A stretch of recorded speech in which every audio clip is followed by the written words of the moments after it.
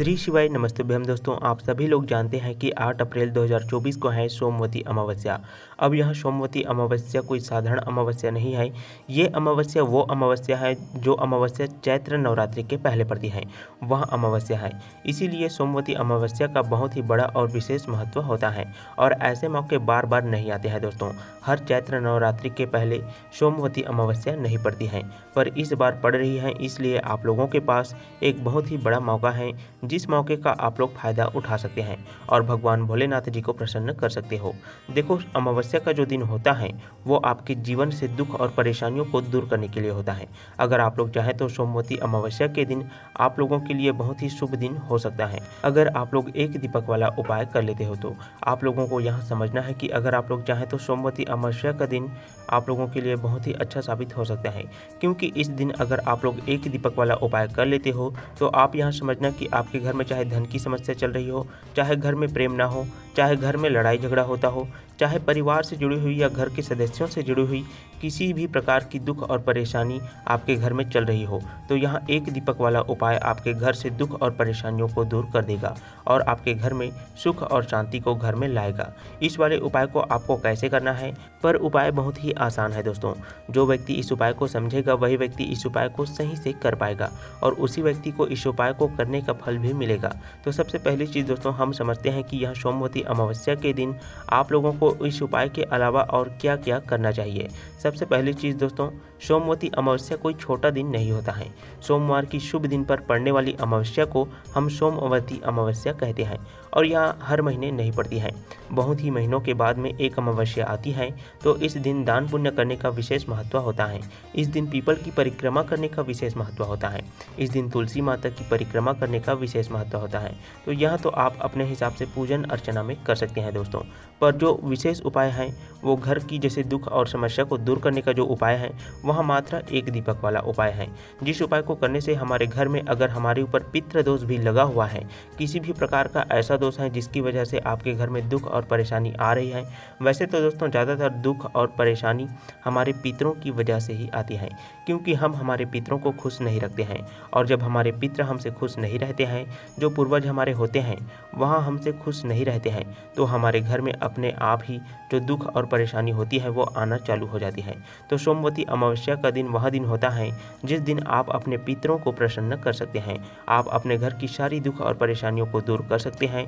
तो दोस्तों इसीलिए अब हम समझते हैं कि एक दीपक वाले उपाय को आपको कैसे करना है, सोमवती अमावस्या के दिन किस समय में करना है और किसको करना है और घर के कितने सदस्यों को करना है। तो सबसे पहली चीज़ दोस्तों, यहाँ एक दीपक वाला उपाय तो आप लोगों को सोमवती अमावस्या के दिन मतलब 8 अप्रैल 2024 के दिन यानी कि सोमवार के दिन इस एक दीपक वाले उपाय को करना है।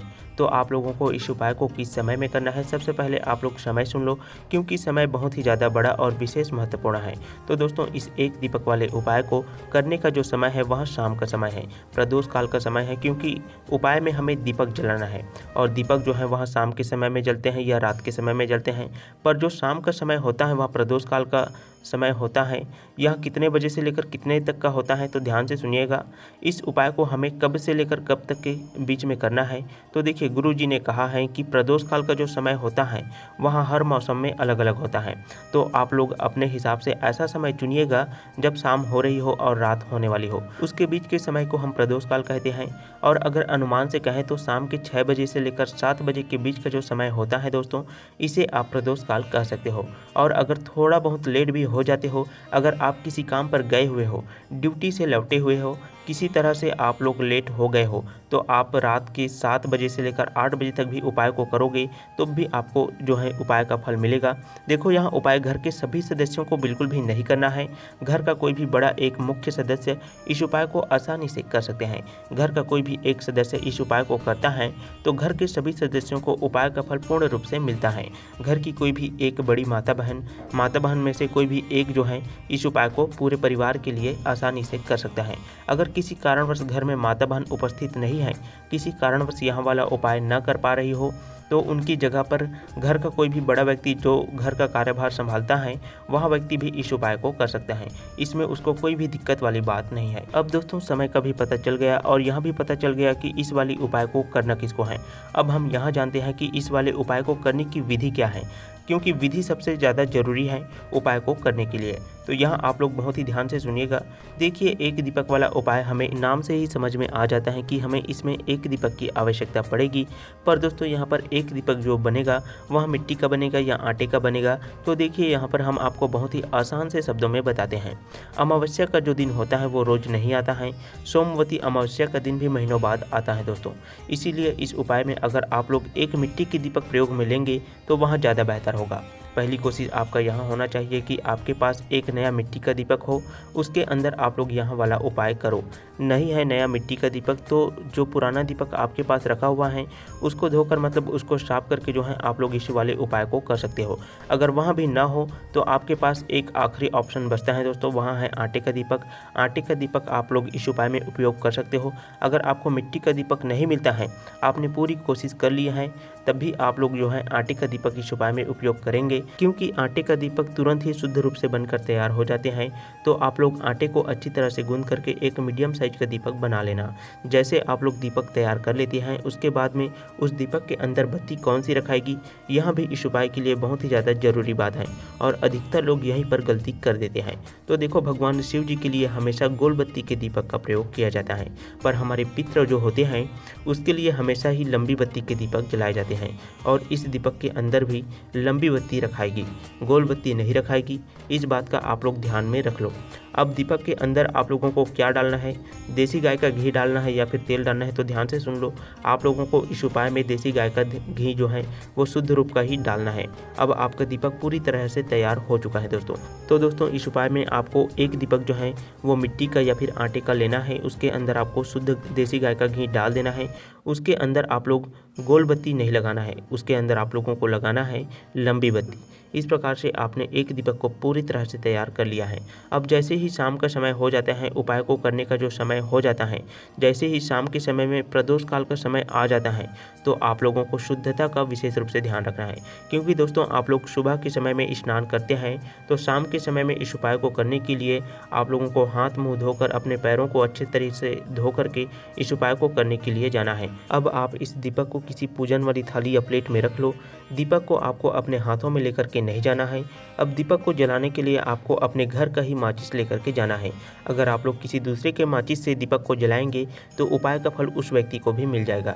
इसीलिए आप लोग अपने घर का ही माचिस दीपक को जलाने के लिए लेकर के जरूर जाएं। दीपक को आसन देने के लिए चावल के दाने या कुछ फूल की पंखुड़ी भी लेकर जरूर जाएं। आप अपने पूजन वाली थाली में चावल के दाने और फूल की पंखुड़ी भी रख सकते हैं दीपक को आसन देने के लिए। अब दोस्तों आपको दीपक को कहाँ रखना है, यहाँ आप लोग बहुत ही ध्यान से सुनिएगा। अगर आपके घर के आसपास में कोई भी पवित्र नदी है या आपके घर के आसपास में कोई भी कुआं है, या कुआं नहीं है तो आपके घर के आसपास में कोई भी सरोवर या तालाब होगा, तो वहाँ पर आपको चले जाना है। अपने आसपास के कोई भी इन 3 जगह में चले जाना है और कोई अच्छा सा साफ़ सुथरा जगह देख लेना है। जैसे कि आप लोग नदी में जाते हो तो नदी के आसपास में कोई भी साफ़ सुथरा जगह देख लेना है, वहाँ पर आपको बैठ जाना है।